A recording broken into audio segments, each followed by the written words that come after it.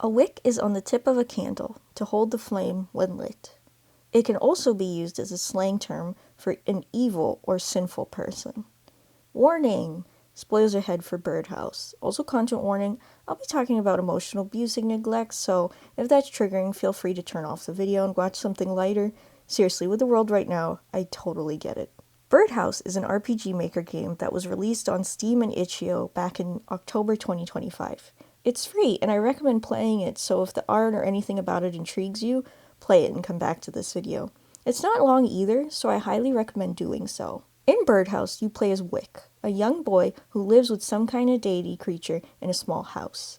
He knows this creature as his mother. Each day, you have tasks to complete around the house and in the yard, such as watering the plants or refilling bird feeders with bird seed.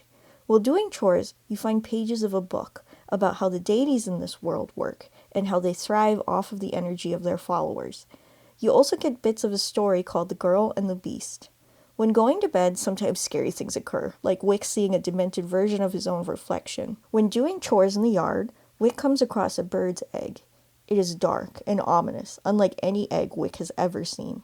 He tries to put it in with other bird eggs. To his dismay, the following day he finds the egg on the ground and the nest gone. He decides to bring it in the house and care for it because the weather takes a turn. Wick is not allowed to bring any animals from the outside into the home with him, so he decides to hide the egg under his bed in a shoebox. As he keeps the egg longer and longer, the deity he lives with becomes sicker and sicker. Eventually, noticing the egg is not doing well, Wick asks his caregiver to perform a miracle on the egg. Wick is now in deep doo-doo trouble. His mom tells him to clear the way to a room we have never seen before and that he will know what to do. Clearing the boxes, we find a room with a strange altar. A worn-down wooden statue of a woman has an outreached hand from the inside of it. When giving her the egg, it hatches into a horrifying creature. There are two possible endings. Before asking for the miracle, Wick can throw the egg in a hole, and the game just ends. If Wick asks for a miracle, he is punished. Why is this? Before we get into speculation, let's cover the pages of the book Wick collects. The book is called Gods and Deities. Page 1, Introduction. The gods, vast and incomprehensible scale, work in unison to maintain the balance of existence, pulling the strings of reality from their higher domain. Page 2, The Birth of a Deity. However, as time passed, the gods found their responsibilities growing beyond their reach. To preserve order, they birthed deities from fragments of their own divine essence to oversee smaller sects of the realm they control. The rest of that page is scratched out. Page 3, Deity Identities. Unlike the gods, deities are not immortal, nor do they have fixed identities. They are nameless upon creation, their titles bestowed based on the aspect of reality they are entrusted to protect. The rise and fall of deities is a fluid process, dictated by the ever-shifting nature of life. A new deity may emerge in response to and then this part is scratched out. Then it reads, while another may fade into nothingness when their domain is rendered obsolete. Page 4, The Strength of a God. A god's strength is dependent on the faith and devotion of their followers. Offerings, rituals, and prayers served in the image of a god provide vital sustenance, feeding them with the energy to live on. Due to their sheer magnitude of their being, as well as their direct influence on humanity, they hold far greater resilience than their deities. Page 5, The Strength of a Deity. Deities, unlike gods, are not immortal. While their lifespan heavily extends beyond that of any natural life form, the constitution of their being can grow weaker over time. The duration of their existence is bound by the amount of energy contained within them and the scope of the area they protect. Some deities are naturally more powerful than others due to the necessitation of their existence, and this can sow disorder in relationships between deities. Page 6, Deity Vulnerability. Though formidable in strength, deities are vulnerable to the slow erosion of time and circumstance. Many choose isolation, reserving their energy to extend their existence. A deity's decline can be attributed to numerous factors, including the excessive exertion of power, particularly in performing miracles, the corruption of infiltration of their domain by malevolent forces. As a deity's energy depletes, their form weakens. Some fade into obscurity with little consequences, while others tip the balance of the universe in unforeseen ways. A deity that dies cannot be resurrected. Page 7, Corruption Part 1.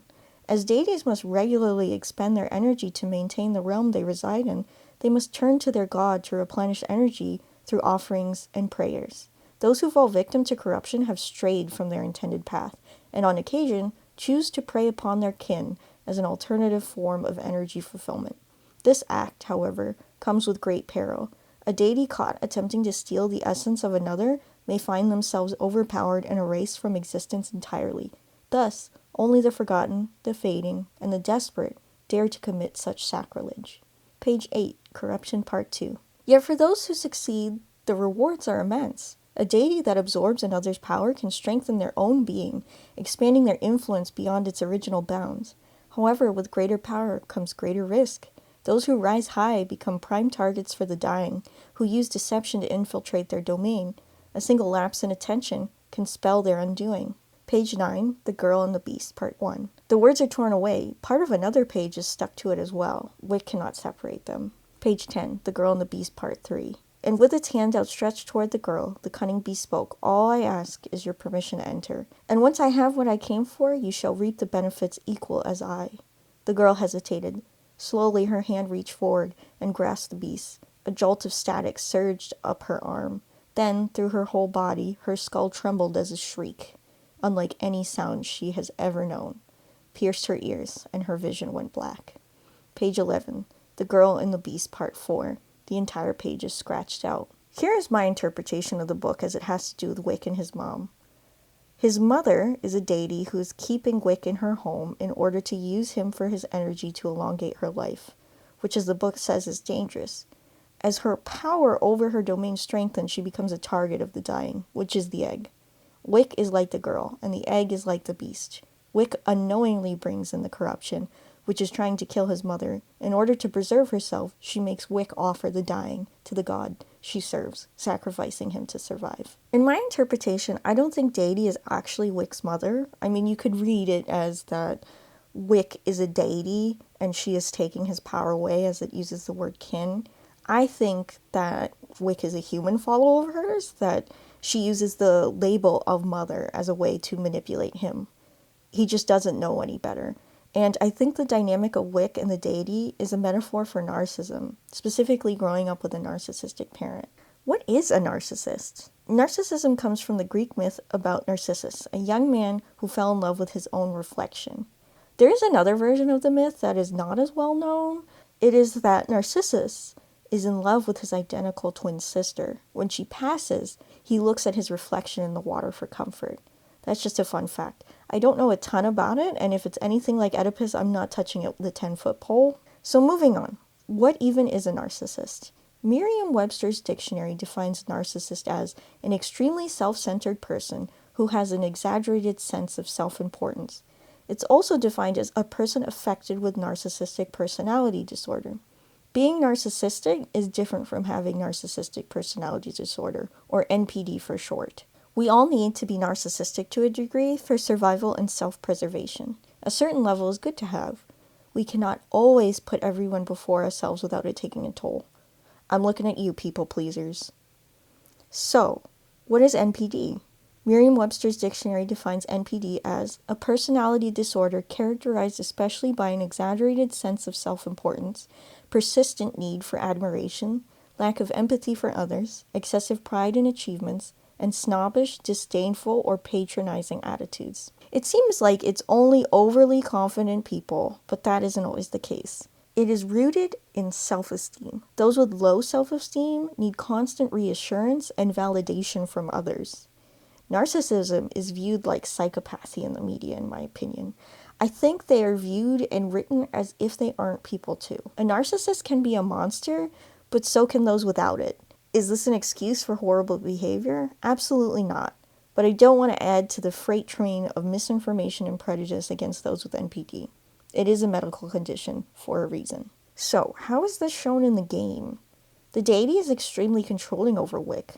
The over-the-top locks on the door is the first sign of this. Wick tells us the door is locked, and we can assume he doesn't have access to their keys. It is just something he accepts. There is this deep attention to rules. When Wick finds an egg and wants to help, he keeps it a secret rather than telling the deity. A child who feels safe around a parent would probably feel comfortable enough to ask even if knowing what they wanted to do was technically against the rules. Wick rarely goes to the deity for help. Although the deity feigns care by saying to get her if he needs anything, he never does. The only time he eats is once during the 4 days we see him, and the only time she takes time to see him is when she isn't feeling well and wants him to bring her water. We can tell the deity is draining Wick of his energy because he always has to sleep after chores. He's either following the rules and doing labor or sleeping.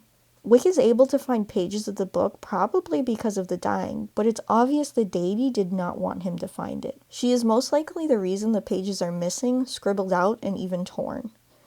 Access to this information would allow Wick to know what her intentions were. A narcissist trying to manipulate someone knows knowledge is power. So her first instinct would be to keep him in the dark and make rules that she frames as for his protection and not for her own gain. Most likely to get favor, she used miracles to convince those around her to follow her. This probably weakened her greatly, as mentioned by the book. Performing too many miracles can drain a deity. She seems to think highly of herself. She's probably the one who scribbled the message in the treehouse you can look inside of. I am not a god, but something similar. This implies she sees herself on the level as a god. She is not there to serve her people. They're there to serve her. She eventually sacrifices Wick to the dying by getting him to sacrifice the dying to the god she serves.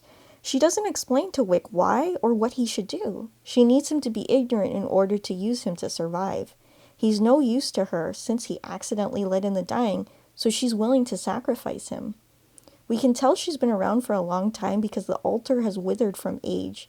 I believe the altar is for the god she serves because if it was for her, she would want it somewhere where it could receive many offerings, or for Wick to make offerings to regularly. It's obvious he's never seen this altar before. It is entirely possible it is her altar, but that's just my interpretation. She purposefully scribbled out the girl and the beast story in case Wick found it, because that would mean he would learn how to absorb her power and become a deity, or he's already a deity and to take over her domain.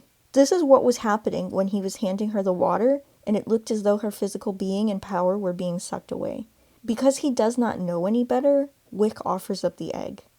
The dying emerges and probably kills Wick. The only way around this ending is to get rid of the egg on day 3 at the secret altar and never bring the egg inside. Wick is so isolated and dependent on the deity that the only way for him to survive is to be obedient. She frames him as the issue. She frames him as a wicked, disobedient child, as if he has knowingly committed an evil act against her, and now he must pay, and he believes this because he trusts her. To him, she is his mother. This is why I think this could be a metaphor for a narcissistic parent. The neglect, manipulation, the self-aggrandizing, keeping Wick ignorant, all of it is used to trap him and make him believe he needs her when the opposite is true. Wick only means something to her when she can use him for her own needs. Why is this scary?